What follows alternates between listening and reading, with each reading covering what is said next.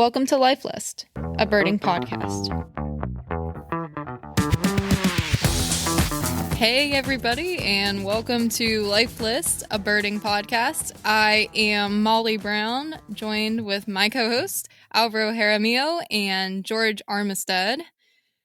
Cheers, everybody! Welcome to 2024. Yeah, hello. It's happy hour here. It is happy hour. We're doing another evening recording. Mm-hmm. I like it. Not for me. East Coast evening recording. Yeah, it's sad hour for me. Oh wow! I had shots today. I feel like a dog that got taken to the vet. Like multiple vaccines. Vaccines. I misunderstood. Yeah. Okay. Yeah. I see. Yeah. So you went the route of stacking them all at once. Yeah. What'd you get? So I've got 4 vaccines today, which included 4. 2 hepatitis ones, typhoid, and shingles too, which is something that you do once you get a little older. Yep. I got to get that. I'm scheduled for that. And this is partly because I'm going to India, so I've also got malaria pills, which I have not taken since I was a teenager. Mm-hmm. Oh wow! I've been to all these places, but just malaria is something I've kind of never really thought it was much of a risk in most places that I go to. And then I actually had malaria once. So I feel really? I feel like, When was that? Had it. When I was doing research in Cote d'Ivoire, West Africa. Okay. I got this crazy bout of a week maybe, where just awful. But I was, young and healthy. I don't know if I'd want to do that again. It was kind of like funky while it happened. You'd get sick for 6 hours and you'd feel good for 6 hours, and sick for 6 hours, feel good for 6 hours. Like real up and down. But just at this moment, you guys are like living it up there, in the evening, Yeah, we're kind of celebrating the new year now. Yeah, exactly. Happy hour. Headaches and things to come on and whatever, because they tell you, oh, this one could cause this, and this. This one could cause this, and that. This one could cause. And I'm like, so I'm suddenly have a bout of like, any moment now I'm going to feel really bad, or maybe not. It's like a gamble. Well, cheers, Al, to your new year, but also to your vaccinations. My vaccinations. I cheers you. Cheers, Al. Yeah, I'm having a nice Islay here, a Scotch Lafroig. It smells like a tire fire. If you're familiar, it's about as smoky as they get. One of my favorites. It's like interesting. Pretty much everyone in the house asks me to move away when I drink it. But for India, my upcoming trip, I think I'm going to go without malaria prophylaxis this time around, because I just got done like a 3-week course of it in Uganda. Right. Yeah, and you took it the whole time in Uganda? I did, and even the week after you get back, you're supposed to keep up. But also, I think I'm feeling like it's dry season. I'm going to do the permethrin with the clothes. I've recommended to everyone else that they consult with their doctor on the malaria thing, because obviously it's a very personal decision. But if I hadn't just done a whole big batch of it, I might do it again. But I'm kind of over it for the time being. Yeah. Did you have a lot of side effects from it, taking it this last time? No, not this time. I don't know if you remember, Molly. The first time I did it, or the last time I did it, was when you and I were in Uganda, and I kind of messed up. Like, I think I forgot one day, and then I took and then you took 2. Yeah, and then I took 2, which is, by the way, not what you're supposed to do. And then I felt like kind of like uber caffeinated. It was almost, I don't know if it was just whatever, but I did have some nightmares and but this time around, Kristen was with me, which helped, and she's very conscientious about these things. So it was every day, same time, and no issues whatsoever. So Yeah, makes sense. Well, so are you treating all your clothes beforehand? I am. I don't know about Al. Is that your plan? I'm doing the permethrin. Yeah. Mm-hmm. Yeah. I have that wash, and I have yet to use it. I really should. I use it. I've never even heard of this. Oh, I use it. I actually use it around here as much as any place because of chiggers and ticks. And I react extremely poorly to chiggers. And I'm just concerned about ticks. But but I do it for these overseas. Basically, just spray your clothes down, and then you've got what, I don't know, 8 washes of it while it should still remain in your clothes as a repellent. Yeah, I have like a liquid concentrate that I think you use as like in place of laundry detergent for a wash, which, like I said, it's sat here, and I got bites on. I get them on my face when it's wintertime and I'm like covered up, but then I still get bit. I got bit on a Christmas bird count the other day, and drives me nuts. Oh man, I get bit all the time. Your flamingo suit there, that you put on that day, that was a bit repellent by itself, George. Yeah, that was visual repellent. Yeah. Multi-layered strategy there. Yeah, it was weird. It attracted some and repelled the vast majority otherwise. Yeah. You know that on that vein, though, blue colors actually, like blue jeans, dark blues, navies, do attract mosquitoes. And it's like one of those things that's I think they've done some research on. There's certain clothing color that does attract them. I don't know if anything repels them, but I think some of them actually attract. Tsetse flies like black and navy in Africa. Tsetse flies, which is a real bummer because those are my colors of choice. I don't like khaki. I don't like. I used to like buy all this khaki stuff, and I was like, I really don't like wearing khaki, and that's it almost sounds like caca. It does a little bit, sounds, but it's that's kind of like the go-to color for like African safari, and that's like apparently one that I don't know if it repels, but it is not an attractant, at least the way black and navy are for tsetse flies. But I learned that one the hard way. I was like all attired in black and navy. And they were like, you see all those traps there that are like covered in black and navy blue cloths? Those are to trap tsetse flies. And I was like, oh, okay. Gotcha. Yeah, things you learn. Well, we are recording this 2 days into 2024. Did y'all go out first thing yesterday? Get your year started off with some birding? Me, I woke up to the sound of a raven. So, oh, that's a nice one. Wow, yeah. They're very common here. So, yeah, but still, just awesome bird. Uh-huh. Yeah. And then we went on a dog walk. But the exciting thing is I had a couple of what do they call now? Scaly-breasted munias, the old nutmeg mannequin. I know. I still call them nutmeg mannequins. Yeah. Yeah. Yeah. It's a good name. In the backyard. And the interesting thing is how they're spreading in Northern California. Like really not like a smooth spread. Like they're going to like loci or whatever, just places when they sort of sprouting up from there. Yeah, like kind of like spider web. And I think what has become like obvious to me is like watching where they show up is that they're super mobile. Like these little birds that we think are kind of, resident tropical things, but I think they're moving hundreds of miles, and in little flocks, and a lot of juveniles. And the juveniles seem to be around all the time. It's as if they're breeding nonstop, like almost like mourning doves. If the weather's okay, I think they just keep on breeding and then disperse in random times. Like, why would they arrive like this pair arrive in the middle of winter? It just sort of seems odd to me. It's like a really different critter than the birds we're used to. It's just behaving in a different way, almost more like a collar dove.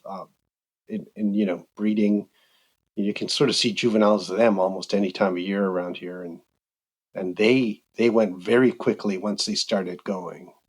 And I think that's what's happening with these Munias. So it's sort of a disturbing but interesting to have them show up. Yeah, introduced species. A lot of those astrolidids, it's sort of like wet season, dry season kind of stuff, and as to what when they breed. And if the conditions are good, they might just, as you say, it might just go. Yeah. And the other exciting bird was sort of a white-throated sparrow, which is uncommon here, but I haven't seen them. There's been one in this winter around here, but I hadn't seen them for weeks. So now you're talking about backyard birds for me and Molly. White-throated sparrow. That's right in our wheelhouse. Yeah. I'm just waiting for the palm warbler to come back because he's been around twice this winter. So yeah, little eastern flavor to the backyard. Yeah. What about you, George? Yeah, I woke up 1/1/2024. Also, I didn't realize that the last day of the year, until the last day of the year, was 1/2/3/1/2/3. 12/31/23. So that was revealed to me, and I was like, in the U.S. and Canada, though. Well, sure, yeah. Most of the rest of the world's not that way, but 1/2/3/1/2/3. 12/12/23. Right. Doesn't have the same. Doesn't resonate quite the same way. But yeah, I woke up January 1st in Cape May, having spent New Year's with some good friends down there. We actually, what we did New Year's Eve? We did have you ever seen the YouTube show Hot Ones?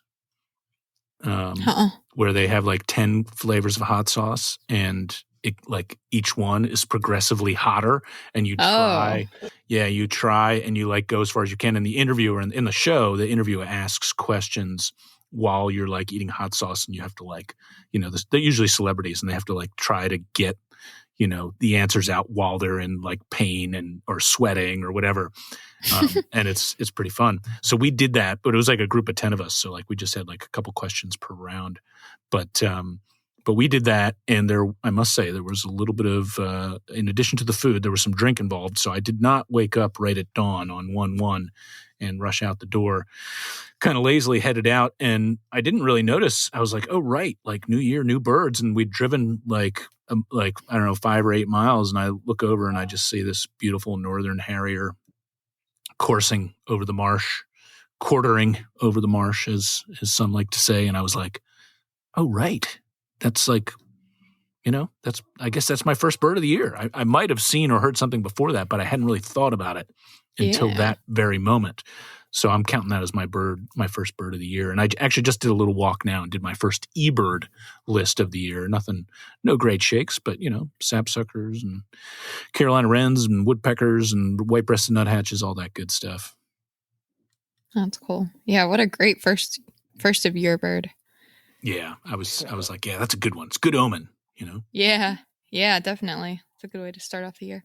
Yeah, I don't know. Got up right around daylight. I didn't stay up until midnight or anything. I just had no excuse to not get started early, but I just didn't. But there were juncos that all kind of flushed. We've got a little row of white pines here below the house, and they all took off into those. So that was a fun one to get the day started.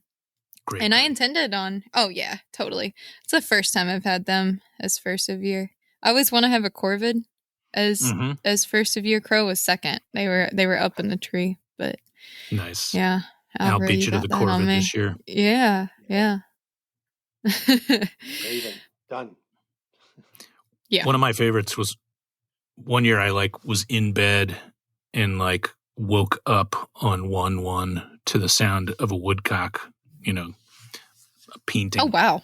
And I was like, that is I think that was my favorite ever. On 1/1, were you in Pennsylvania? I was in Virginia, actually. It was down in Cape Charles, Virginia. That's pretty cool.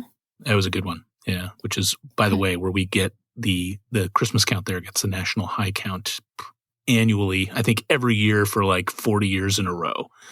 And we've had some years where we even have hundreds of American woodcock on that Christmas bird count. We had one year where we had definitely over 600. It might have been over 700 woodcock, that's a lot of woodcock, you know? I can't imagine finding that many woodcock. I know. And we're are you just flushing them as you go? Like how does that work? So what happens usually when they get the big counts there, it's after a big cold snap. So there's got to be like a big cold snap, pushes a bunch of woodcock down. And then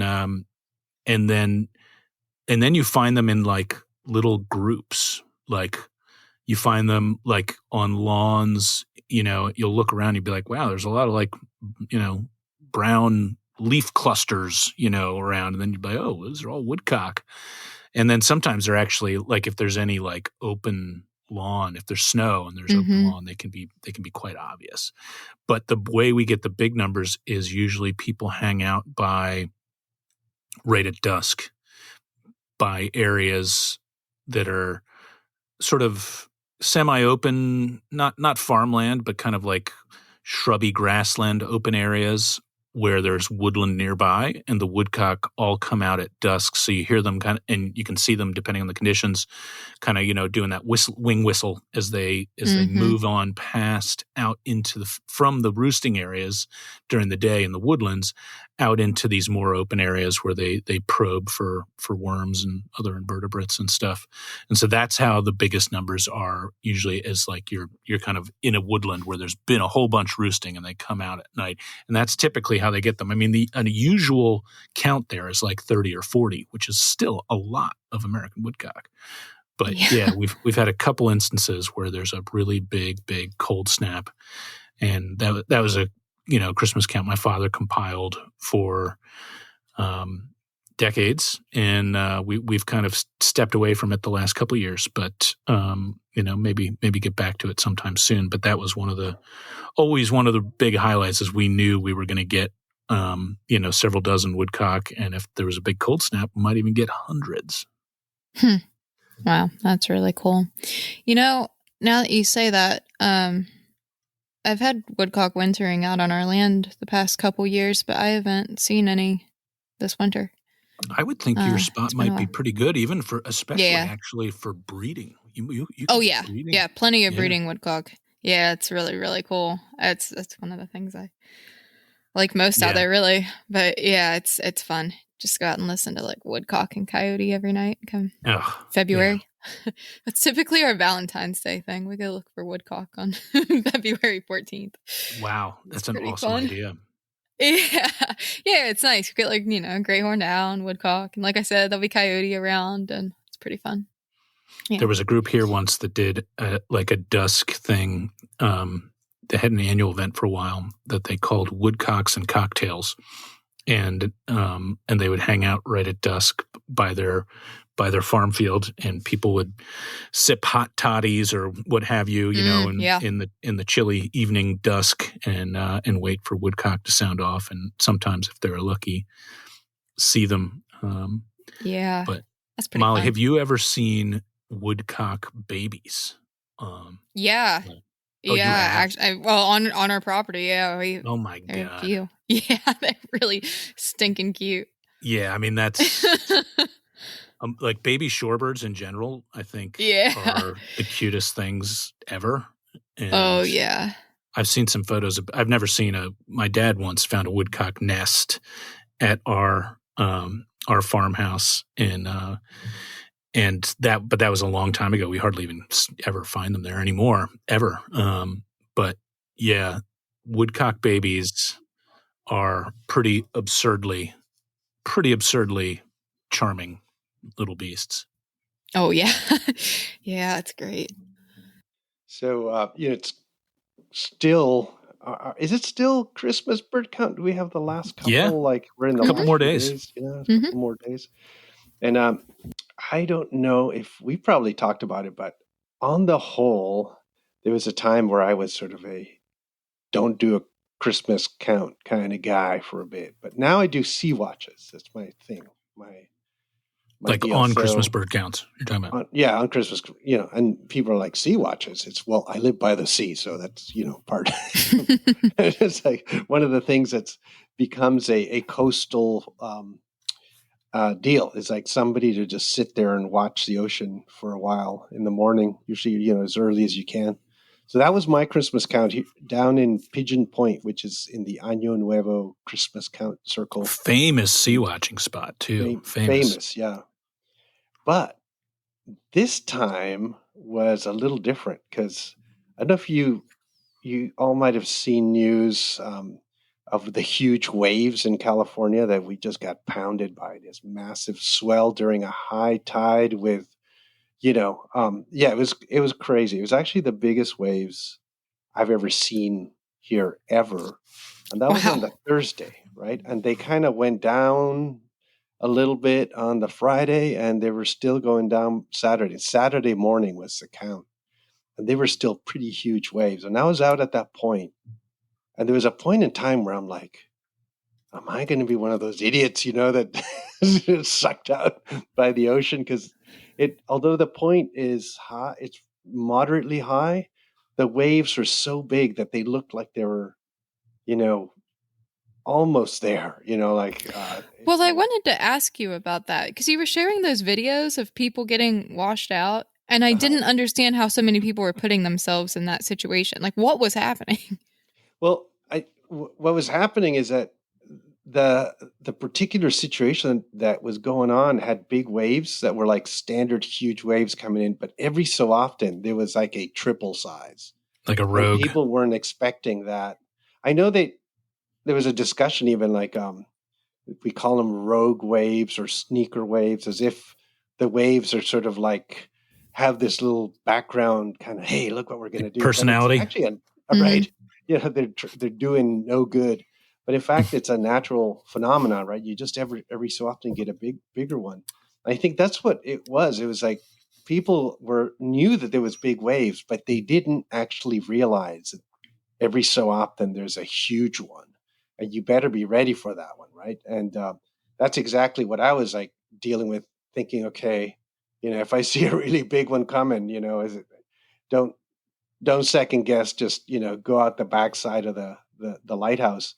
It turned out to be fine. I was, especially when I got in there, it was the biggest swell that there was all day. It got lower, lower, lower. But the sea watching was not all that easy when you have basically, 15 feet of water that anything can hide behind. So pretty limited visibility. It was tough, and it was. I don't think I was, missing anything that was distant, that was arcing over the water. If there had been some fulmars or something, I don't think they were there. So it was actually a relatively poor sea watch. I felt almost like, God, I'm not doing my part here. But I found a Cassin's auklet, which is relatively rare. Just to see from shore. Rhinoceros auklets and a couple of Brent, and I thought, okay, I think that's all I'm going to be able to do for the count. There's not much else I can muster, but the power of those waves, and it's a point where you can see the waves kind of going by beside you as well, and crashing over in the beach. To see something that huge just sort of motor by, it's pretty amazing. It was, but scary at the same time. Yeah. And, yeah, that was my deal. But you were out counting too, right, Molly? Yeah, I did one a few days ago. That I talked about a little bit on the episode before this. So it went fine. Weather's been so warm here. Now in the past couple of days, we've had quite a cold snap actually. So things have shifted a good bit. But like none of the counts around here were getting galls on the Christmas bird week count. Like not for the week. Like not even ring-billed gall. There's hardly anything on the water. But yeah, we were just kind of. What's sad. that? No gulls. So I know. Yeah. There should be crazy. There should be like a group that just collects gulls and gives them to the needy. Where you need a ring-billed gull in your county. Here You're gonna watch it. Yeah, that's what I spent the count week on, because I missed the count that's like here at my house, and was trying to find that after. They were not around. Need some landfills, and maybe ocean would help. Yeah. Landfills help though. Yeah. Yeah. We don't have a lot of people. Big land. Yeah. Well, yeah, there's all sorts of issues that are stacking up against the galls around here. But but yeah, the count was going just fine otherwise. We'd gotten through most of the roads in our section, really, come about 12 o'clock or so. And we did some owling before. I had the thermal while we were doing owling, and I thought this was really cool. It just had a barred owl hunting that made no sound or anything. I was just panning through the woods with a thermal, and it was just down by a little creek sitting on a log, and that was just pretty fun. We didn't even use playback or anything. It's just cool to watch it like that. Wow. Just encountered him doing his thing. Yeah. It was just kind of looking down on, like I said, this log, and I thought it was a mammal at first because it looked pretty big. And I had it in my mind. It's an area that my family actually has farmland. My brother sees tons of bobcat around. And it looked like it was that height, just sitting on a log. And that was the first thing that crossed my mind, which would be so cool. Wow. But then it turned its face, and you could see the shape of the face really well and everything. So it was a barred owl, which was still really cool. But yeah, we were doing just fine. And then I looked at my phone at noon, and George, you had texted me, and the plan shifted really quickly, and I ended up wrapping that up and leaving Nate, who I was doing the count with, out to look for short-eared owls by himself, and I took off to Maryland for the pelagics. So that was a fun way to wrap up the count headed east. Man, I am so glad you did too. I'm so glad I did. It's quite a day. Yeah, it was a good one. Pelagic has been causing waves. Imagine that. Right? Yeah. Good use of the term there, Al. Mm-hmm. Appreciate that. Yeah. Mm-hmm. No, it was a good one. It really was. It's one of those ones that makes you. I mean, they're long enough days that they're tiring, and that you are thankful for rest afterwards. But is the kind of day that makes you want to just get right back out there. Yeah. Get into the thick of it again. Definitely the kind of day to give you a pelagic bug. Yeah. I think there was 12 people on board that it was their first pelagic. And and part of me was like, that's so awesome. This is your first, experience at sea. And part of me was like, I am so sorry. We will probably not have as good a trip the next time you do this. But, I mean, you never know. But I guess, Al, you saw the trip results. Yeah, I didn't look past the point where it said there was basically a record number of dovekies. Yeah. Everything else seemed like nothing's going to be that cool beyond that. You know what I mean? To me, that was the story right there. So, I mean, I don't remember if you saw all sorts of other things as well. I just know that it's big dovekey. Yeah. Yeah. Little ox, as they Little ox. call them. Little ox. Well, Molly can attest that, yes, that was arguably the biggest part of the day. I think it really was, part of the day. Mm-hmm. Because, for our winter pelagics, that's really... That's the big.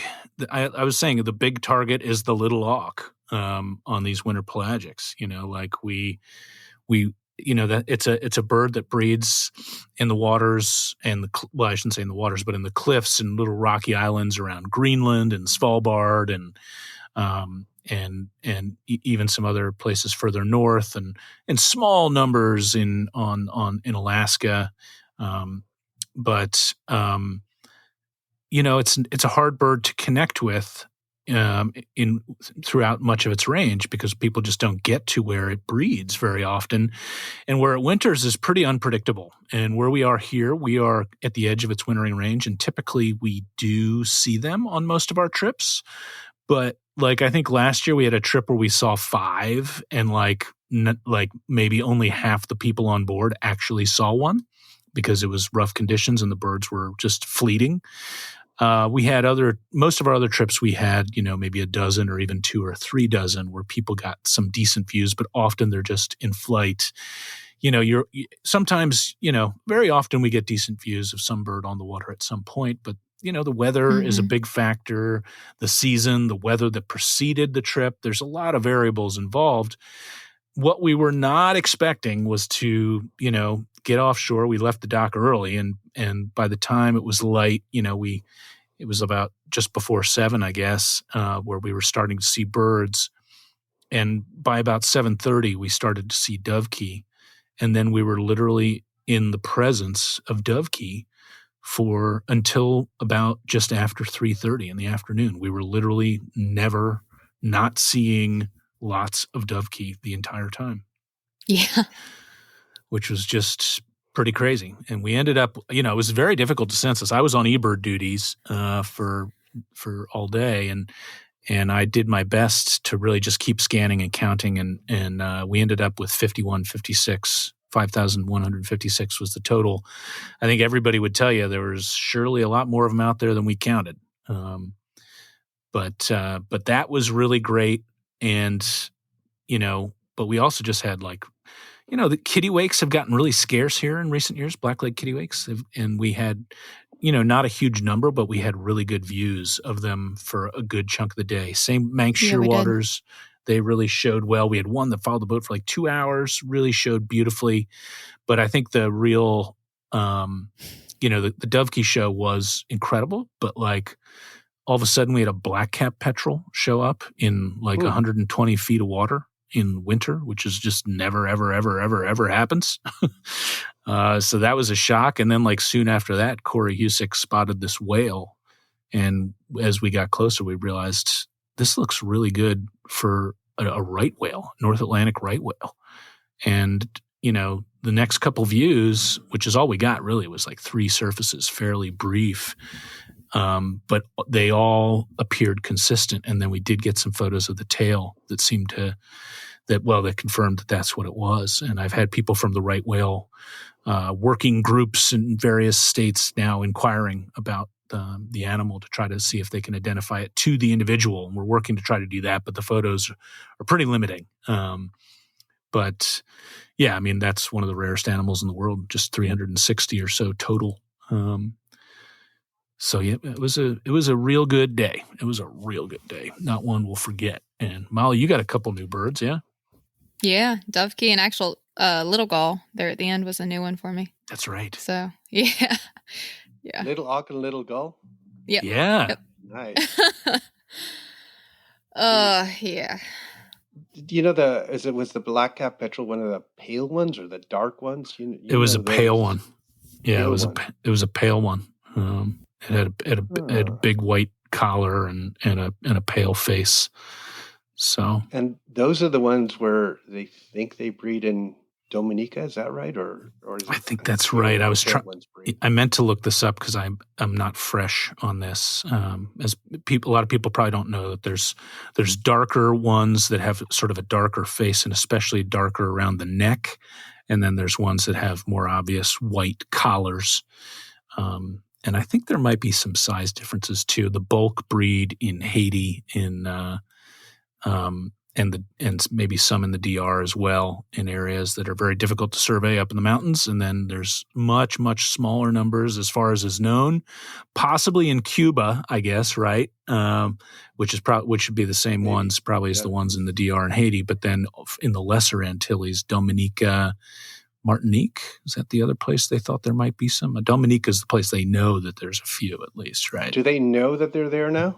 Like, is that for sure? I don't actually know. Like that, it's been long postulated that they breed there. I don't know if it's actually confirmed yet. No, I guess they used to, but it was thought that they were gone. So okay. So that's the thing. It's like, I mean, in the 1800s or something, early 1900s, that's when they knew they were there. Then they disappeared. So there was something like that went on, but I don't know. The Diablotine, right? The Diablotine. And they nest, they come in often they come in at night to their breeding areas, and their breeding areas tend to be up in the mountains, so it's not an easy thing to ascertain. You'd have to hike around there at night and listen for them. Although thermals now, probably in everything, it ought to be getting easier to detect. Mm-hmm. Interesting. But I've never seen dovekie. Hopefully we'll see them when I go to Svalbard in 2020. Oh, I thought you were going to say when I go to Philadelphia next month. Yeah, exactly. Yeah, I know. I guess that's possible too, but probably not. Given that you leave. You're a vagrant over here. The pull to go to Svalbard is higher than to go to Philadelphia. Oh wow, that's a gut punch right there. Yeah. Hey, come on! I've been to Philadelphia. It's not a lifer. Fair enough. Yeah, and there's no ivory gulls there, so yeah. Oh well, shall we shift gears here? We've got some listener mail that has piled up, and thought we'd answer a couple of those questions today, right? Yeah. Cool. Yeah. Well, folks, keep sending it in because it takes us, in some cases, months to get around to answering it, but we will answer it eventually. Yeah. So we had several questions to start this off that have come on around this topic. And let's see. I'm going to start with just this opening sentence from this email. I'd love to hear about the evolution of how birders share information. Does anybody seriously use Facebook or Twitter for birding news? How does that differ between continents? What about eBird? Et cetera, et cetera. So kind of going back to that beginning question, I'm going to say you all might have more to talk about on the evolution of this than I do. Are you suggesting that we're a little bit older than you? Yeah. So tell me about it. Yeah, we're more evolved. That's why. Oh wow! That's it. Well, yeah, exactly. I like that. It is. I do think it's interesting that like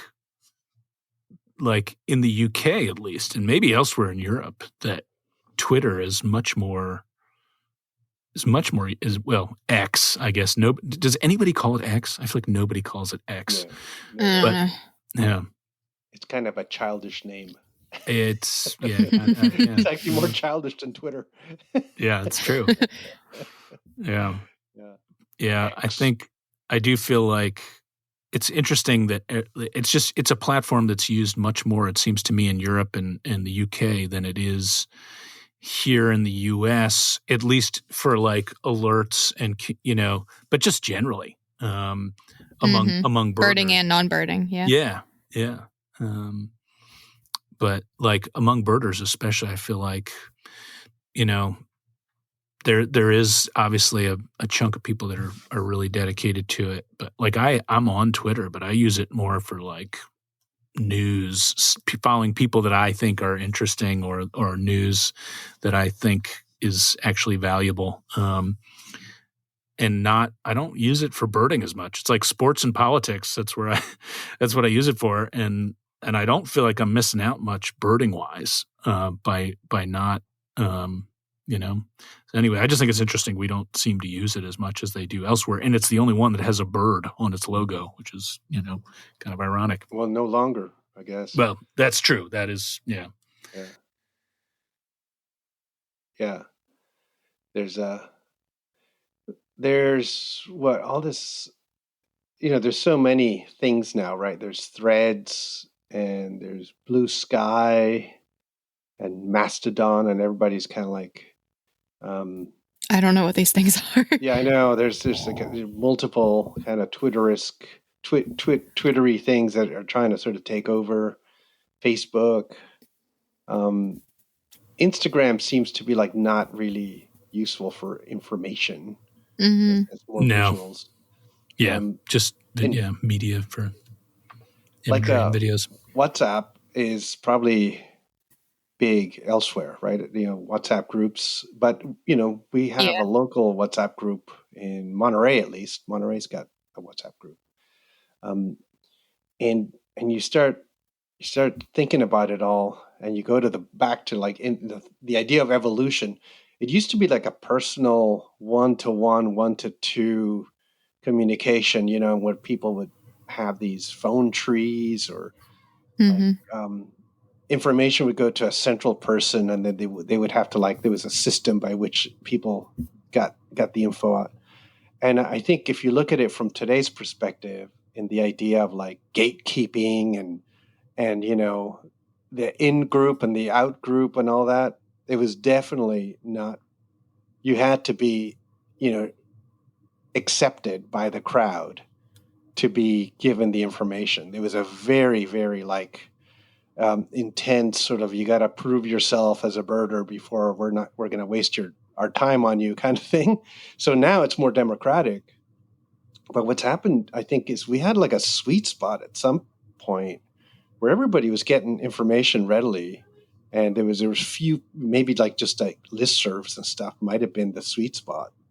And then now there's so many different ways that it's so fragmented that it's now no longer like the right. It's equally bad, in a sense. Like, it's now democratic, yet the information isn't available for everybody to sort of. There's no centrally located place where everybody can be like, okay, well, the information's going to be here. Yeah. Right. Yeah. And then WhatsApp groups, I think for them, you have to ask to be on them. So we're back to the you gotta know somebody to get on that group versus just signing up, and with your computer and just like being part of this. So I think there's a need at this point in time for some service or something to almost put together all the information that's coming out. And eBird is actually one of the best in terms of if you just get the alerts, but the alerts have no details often with them. And often there's stuff that will go out that may not even be real, right? Because it hasn't been, gone through the channels yet. So I do think we're kind of in a poor part of our birding. It's sort of the Wild history. West, right? It's kind of like the Wild West at the moment. Yeah. Yeah. We started off pretty bad.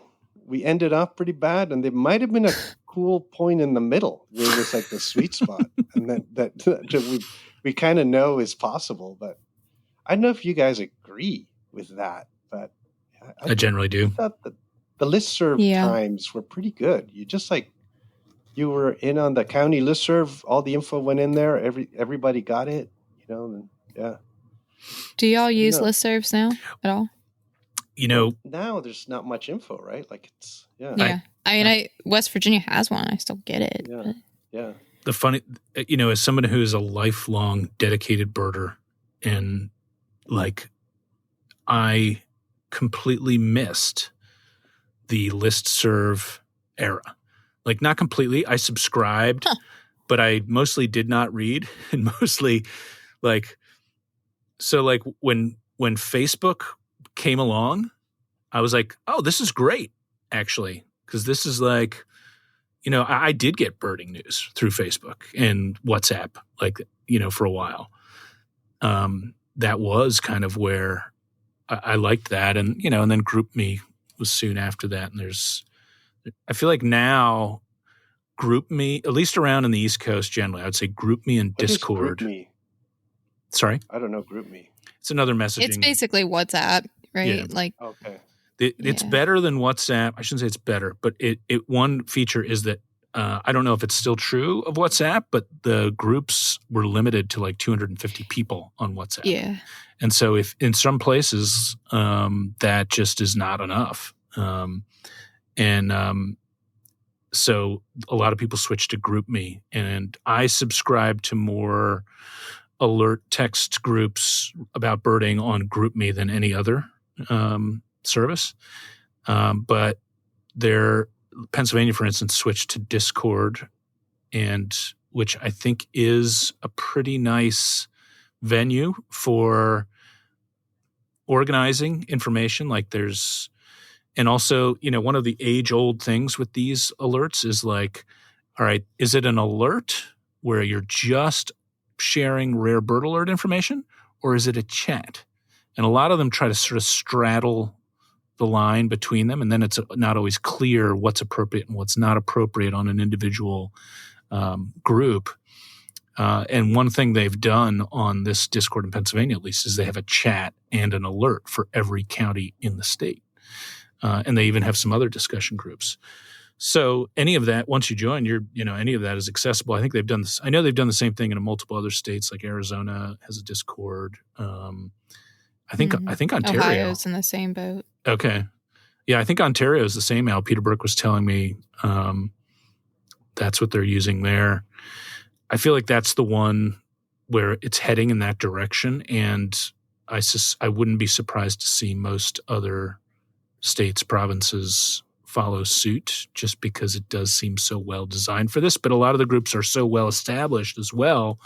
A lot of people be hesitant to change from their GroupMe, or Telegram is what we were using in Philadelphia for several of our groups, and they're still being used kind of while Discord is also being used. So, yeah.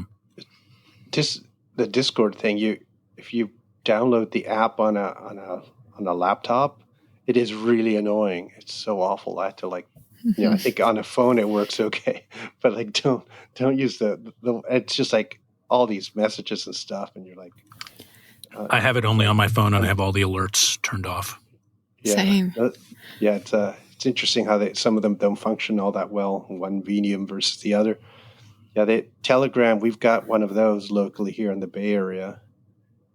I don't think Discord, they're trying to do a California Discord, I think. And Monterey is WhatsApp. I feel like the bigger the group, the larger the area, the more that Discord seems to be where people are headed. We'll see if that's true. There could be something that starts tomorrow and will gather steam. That's the problem, right? Is that there are so many, as you say. It's like hard to know where to get your fragmented news. Yeah. Just talking about this gives me such a knot in my stomach. I need to check my phone, because I think I'm on, is it Telegram, right? Mm-hmm. I think I'm on a few of those groups, but I have notifications off and I don't know what group it is, and I don't know what I'm missing.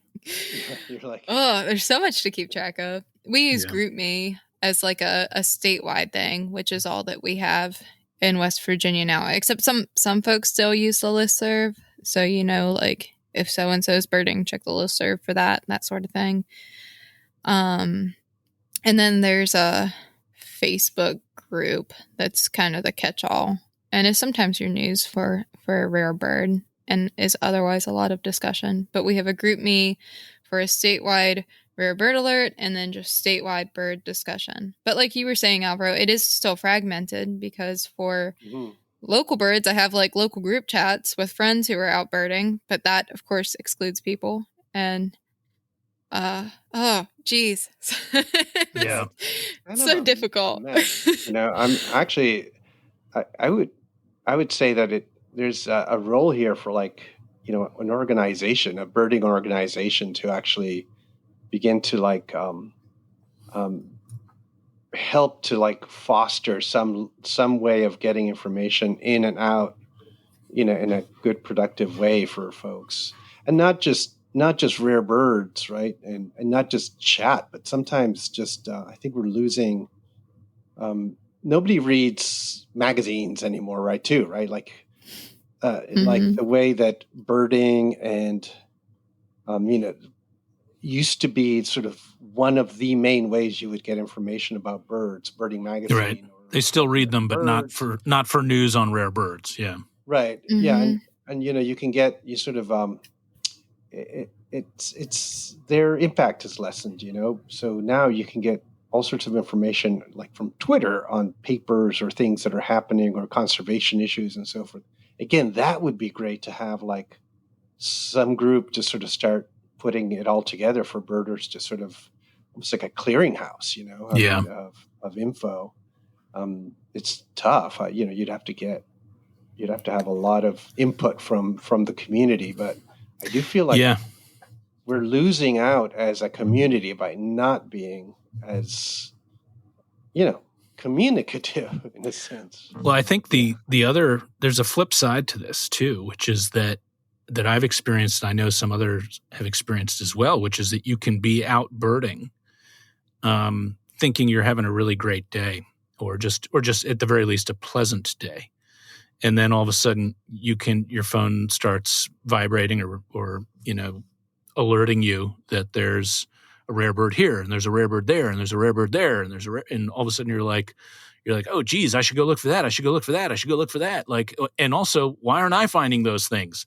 And it can actually have a completely different effect. So like, while the news is great to have, the volume of news at this point can be overwhelming to the point that it actually negatively affects what would have been a perfectly fine afternoon of birding, casually enjoying seeing what you're seeing. And all of a sudden you think, well, geez, I didn't find that, or I was there yesterday and I didn't see that thing, or whatever. It's funny. I don't get that at all. Like if there's a bazillion rare birds being seen around me, I'm oblivious to it. It's like, I'm here now. Yeah. Like, who knows what'll happen, but I don't actually get at all any fear of missing out. Like, it's absolutely zero in my birder brain. It's like, I mostly don't either. But there are times when I've been like, definitely like, I'm going out specifically because I think the weather, the season, is good for this bird. And I'm going to go look really hard in this place for this bird. And then you don't find it and somebody else finds it, like, randomly nearby. And you're like, oh, pain. Yeah. So I've definitely had that happen. But I, as we've discussed, I'm not much of a chaser, but there are times when I'm like, ooh, I should go look for that. Or like, I would just like to see that species of bird. And so the result is for me that I've mostly turned off my alerts, and then I check them at home, just out of curiosity to know what's being seen. Yeah, I don't know, information. Like, I do think sometimes the information makes you realize that, you were on the right. Like, you just didn't find that rare bird, but you were on the right. You just can't hit it every time. To know that things are happening is kind of interesting. I mean, I must admit, like, if there's two boats going out, like two pelagic trips going out on the same day, and then they score the super rare thing, that does feel like, Yeah. Oh. But on the other hand, is when you are the one that sees the rare thing and they don't, it doesn't. It's funny. It is the missing out that hurts more than the actual win. You know what I mean? I definitely agree with that. Yeah. Fear of losing is greater. Right. Yeah. Yeah. It's not like I go, hey, we saw that, whatever. No, it doesn't matter to me at that point at all. It just feels nice that we saw something cool. But right. I do see it that way. I can get that very parallel, like two boats going out. Yeah. Never schedule yourself with another boat. Word to the wise. Yeah. The information, though, the other thing that obviously I think is kind of troubling to me is that, and it's a question of volume, right? It used to be that you could just tell people, like back in the day, about owls, and people would go and see the owl, and they'd go, oh, great, we saw the owl, still there, and somebody else goes next day, or what have you. But you didn't have that major issue of like somebody's going to disturb it. And even though it has always happened, now I do wonder what are we at exactly today? Are we really in a situation where it is way worse than it ever was, or do we fear that it's way worse than it ever was, and we're like actually controlling the information in a way that we completely minimize the potential for any owl to get disturbed to the detriment of hundreds of people who would like to see that owl that would never disturb it, right? I do wonder sometimes, it's sort of like this, fear that every parent has that, a white man's going to snatch their kid or their pet dog or whatever, but it actually doesn't happen all that commonly. Yet the one time it does, it makes such news that we feel like it's happening all over. And, but it's a shame that you can't just tell people now about things that could make their day, right? Yeah. That could make hundreds of people's days. And then now we have, and then if you do, you're like a criminal because you can't talk about owls. What do you do? You can't win either way with some of this stuff because it's like if you think you're doing the right thing for the owl or for even not an owl, just some other bird that maybe it's sensitive for some other reason, then people yell at you for suppression. You're suppressing, and then it's like if you do share it, it's like you can be vilified just the same. So I've seen it happen recently where somebody found a rare bird and basically everybody yelled at that person. So it wasn't like, I think there's definitely, I think the bottom line is that there's more birders. There's more people than ever before birding. And so you've got the bad behavior is magnified now more so than before. Yeah. And it's actually occurring more often as well, just because there are more people doing it. But you've got, I also think that the sort of consumptive side of birding, what some people are calling sort of entitled birding, you are seeing that more now because, I think often the way everybody gets into birds too is listing is how you kind of organize your thinking about birds. I think for everybody, lists are important. But as we've all seen as well, they can get away from you. They can become a point of obsession and at times of unhealthy obsession. At times it's just sort of a fun obsession, right? But at times it could be an unhealthy obsession. And I think that behavior is more visible and noticeable now than it has been in the past. Yeah. Two things come up that I'm thinking that just came out this week. Brian Sullivan, our friend Ebert, Cornell, Birds of the World. He's worked on lots of stuff. Yeah, we got to get him on here soon. He was talking about the big year that some folks were doing in Monterey County and put out some statistics and basically said that one of the things I thought was interesting was that the Monterey annual list it fluctuates. I know between, I forget, but it was a fluctuation of about 25 species, like whether the top years versus the bottom years. And he said, this is obviously can be bigger if we all go birding in places where we're not chasing rarities, but we're actually spreading out the eyes to see more things and actually invest more time in finding things rather than seeing things that have already been found. Then Kimball Garrett, he published something to the LA Birders the other day where he basically said, we should really start thinking about the 5-mile radius as our go-to. That's what I'm going to start doing. Yeah. Of what we're doing. Also make it a little bit more dense, right? So you're actually looking maybe at places you might not have because you don't have that much to work with. There's 5-mile radius. Right. And also he said, what if on your list you couldn't count a bird that somebody else had found? I think it was self-found birds. Yeah. Self-found birds. Yeah. And I think he wasn't trying to do it in an elitist way, but it was again more about like developing skills. So much time. Yeah. Going to see birds that somebody's already found. Well, there are thousands to be found by others, which we're missing. And then in a sense, we're not really being even in how we do our birding. I thought those were pretty cool things. And I mean, I essentially never chase a bird.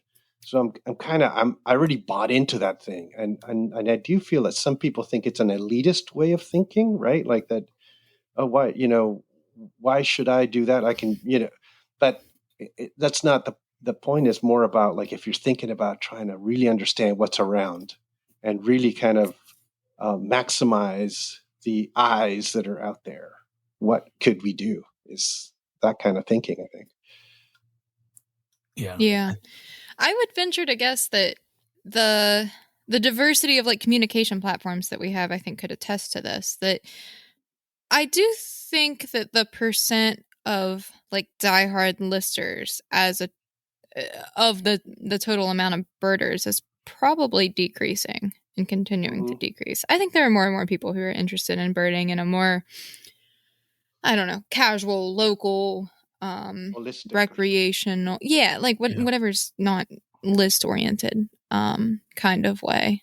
I do feel like there's more of those people as well. Like sometimes you suggest the idea of eBird to them, and they're like, that. They look at you like you're crazy. They're like, that is not what I'm about. Like, I'm out here to enjoy birds, and I want to be like, that's cool too. That's good. That's fine. Yeah, I live with one of those. It was like a bumpy. Our Jimmy and I's first like big road trip together. We were camping with friends in New Mexico, and we like had this discussion of looking at the like 100th Wilson's warbler versus walking up the canyon to look for other stuff. And it's not that I didn't want to do that, but I also wanted to know what else is out there. So we have a lot of push and pull in that in our household, and like, I don't know. I really, really do like looking at blue jays every single day. Like I don't get tired of that at all, but I also like going out and seeing other things too. So I get that side of birding as well. Yeah. It's like that. I'm the same way. A mix is nice, right? Like just simply admiring the blue jay is something I treasure as well. But then also like, I want to find a LeConte sparrow, or I'm targeting this day, this weather for golden eagle, like there's that, as others have said, there's a million ways to bird. And I do like the 5 mile radius idea, because I think it forces you to start to think like the bird, right? It starts to, you actually have to learn more about the bird and the self-found part too. You have to learn more about the bird in order to find the bird, and I think that is that it once, and as you do that, you just come to have more appreciation for the bird itself. I've found myself more like obsessive over the past couple years on patch birding or like county birding, that sort of thing is what's really getting me, just consuming a bigger portion of my thoughts than other things have, which is currently barn owls. Yeah. While we were talking, the palm warbler showed up, which is the third time I've seen it in the backyard. Western palm. Thinking, yeah, and rare enough that it'll make the eBird, trip, and it'll be in the rare birds of the day kind of thing. But I'm thinking I'm probably the only one who's seeing this. Like, it's not, nobody else is detecting this individual palm warbler in the county, and it's in my backyard and it goes somewhere else. How many other, like in the 5 mile radius kind of thought process, right? It makes you realize that if there's a cool bird in a birder's backyard, there's cool birds in everybody's backyard. Exactly. Or, you know what I mean? Yeah. There's so much out there that we're missing. And I've certainly, and I think that's one thing that you're sort of suggesting here, Al, is that like, rather than chase the bird that you think you want to see, maybe just go birding and you might see that plus something else. Right. Because you do see, I've seen it here where a needs alert shows up for what amounts to an uncommon migrant, a regular, but let's say uncommon migrant or scarce migrant. And I see people chasing after because they need it for the year or they need it for the county or the state. And I want to be like, sometimes, you'd be like, you don't need to chase that necessarily. And you almost might be better off looking for it on your own. You might have a better chance that way than chasing the one that you think you might get. Yeah. Circling that back to the communication platforms, the the like whatever versions of group text that I'm on really get my gears going for that and get me thinking about those things a lot more than I had before. And I really like them for that reason. Yeah. Yeah.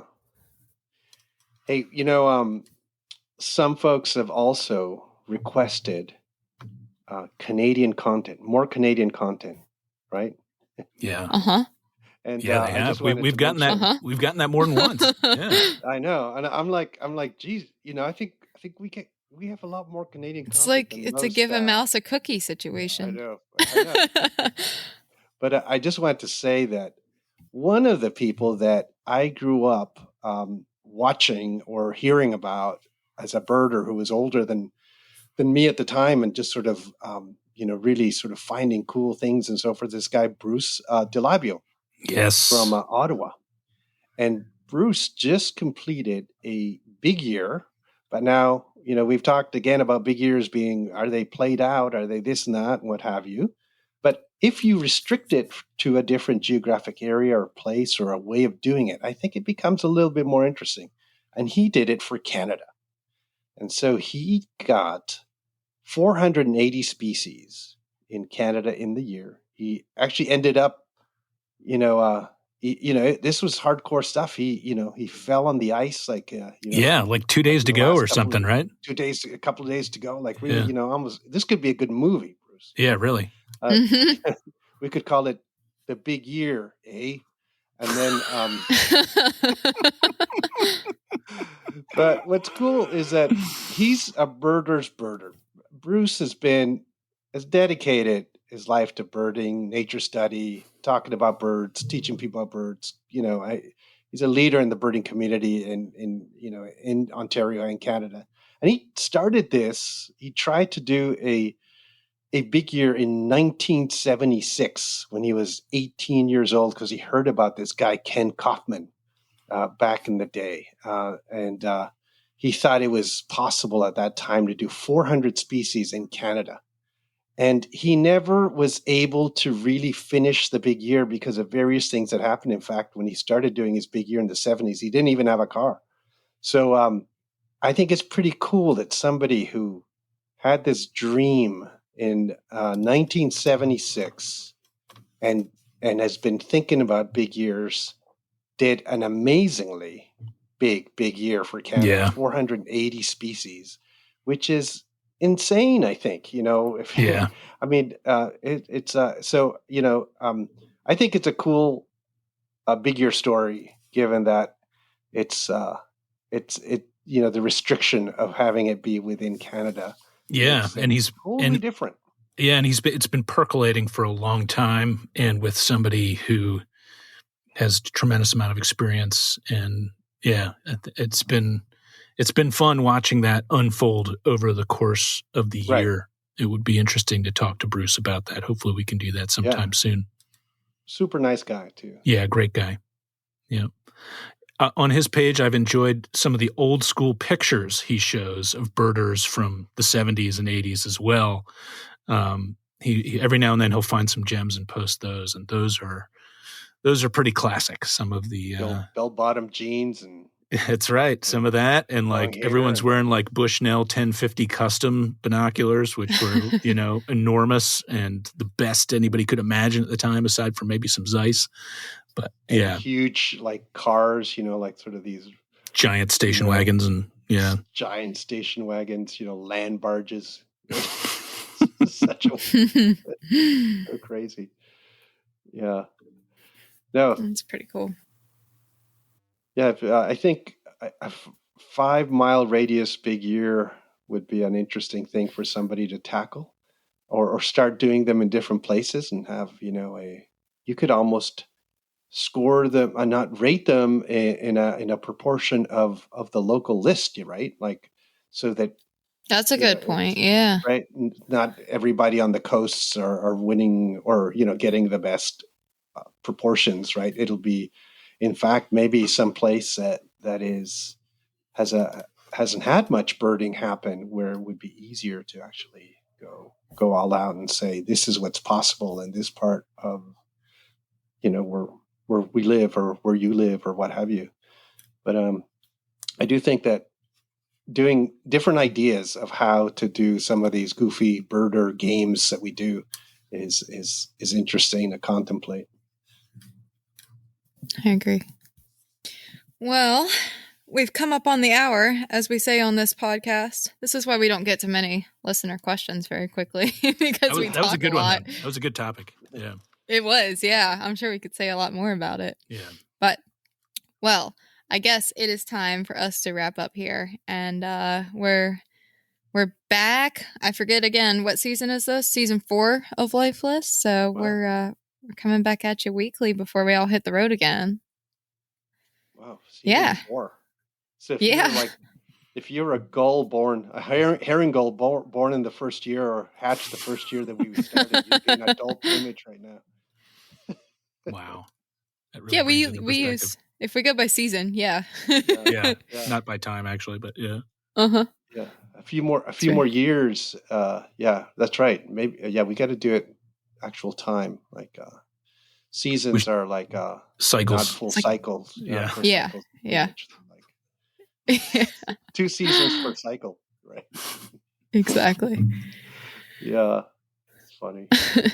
One day we'll get to albatross immaturity stage. 10 year, yeah. I hope. 10 years. Oh boy, and podcasting years. Podcasting years. Yeah. Guess we're chipping away at that. Invented something else. They'll have enough. I imagine so. Do, an automated version. All right. Anything that either of you want to shout out before we scoot? I'm gonna have stories about India in a few weeks, so I'm looking forward to that. And I've been talking to you, my injection site, one of them, it started like throbbing like you wouldn't believe, which is weirdly like I can't say that I dislike it. It's sort of weird. It's not quite painful, and it's sort of like I don't know. It's interesting. I'm not sure. I'm not sure. I do want to hear more about that. We'll see if we get an update on this for the next episode or not. Maybe I'll just go to sleep now and get feverish, but we'll see. Maybe. Well, all right, everybody. On that note, I think we'll catch you next time. Right on. Thanks, Cheers, everyone. Bye-bye.